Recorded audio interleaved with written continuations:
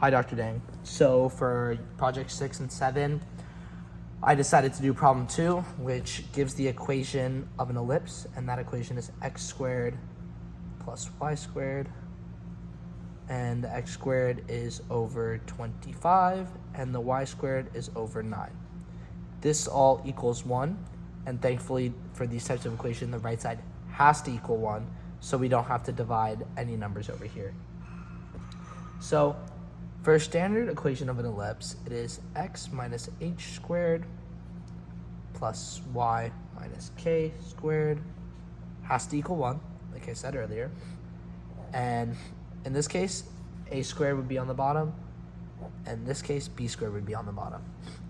Now, the y minus k squared coming first is interchangeable. It all just depends on which way the ellipse is going. So in this case, because the x is under the a squared and it comes first, it means the ellipse will open up this way.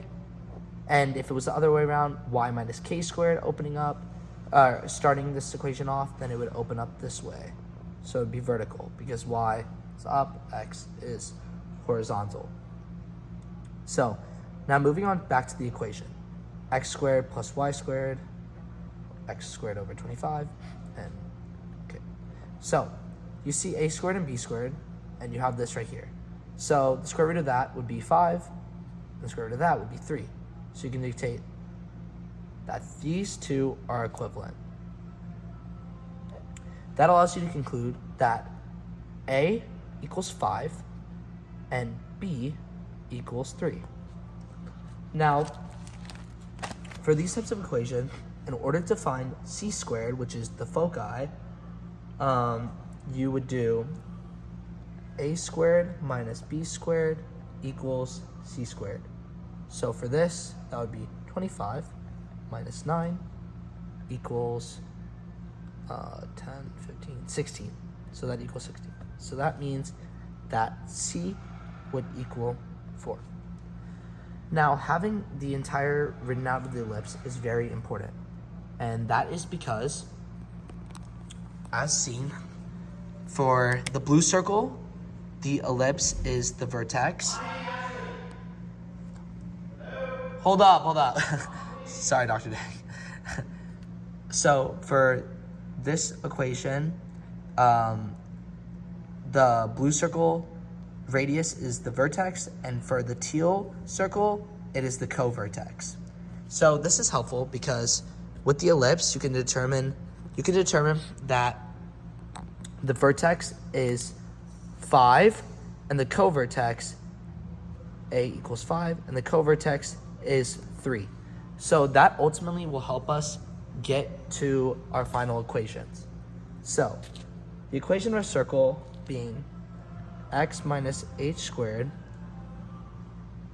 plus y minus k squared equals r squared.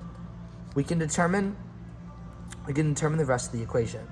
So because we know the center is 0 from the graph over there, we can get rid of this hk because hk means center. So that means we have x squared plus y squared equals r squared.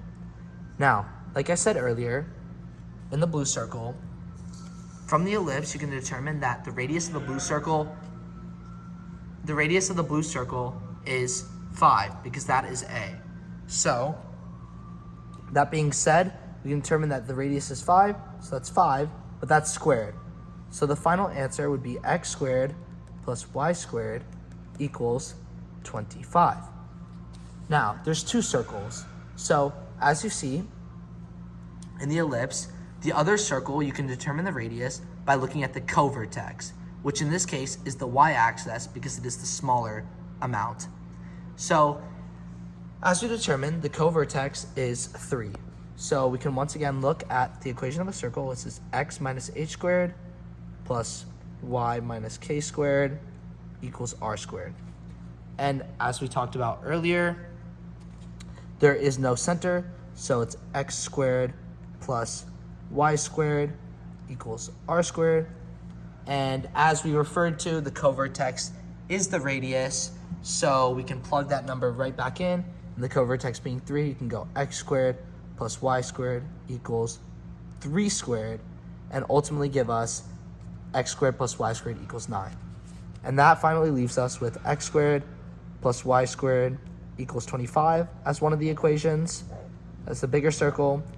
And the other equation, it leaves us with x squared plus y squared equals 9. Thank you, Dr. Dang. Appreciate it.